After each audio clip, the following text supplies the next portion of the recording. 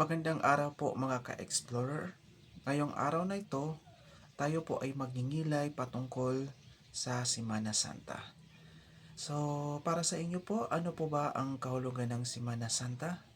So, para sa akin po, ang Semana Santa po ay ito po yung araw na tayo po, unang-una sa lahat, tayo po ay magdasal, manalangin, humingi ng tawad, at tayo po ay magalak, lalong-lalo na po ngayong araw pong Semana Santa is magalak.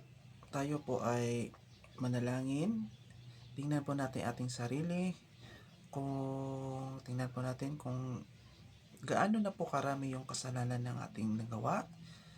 I-recognize po natin yan, at once na po natin ma-recognize na po natin yung ating mga kasalanan, dahan-dahan po natin yung baguhin natin, hindi lang baguhin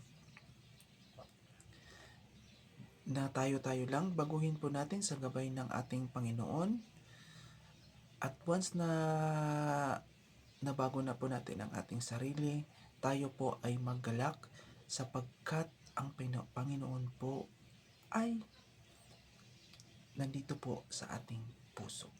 Maraming salamat po. Ito po yung lingkod, si John Explore TV.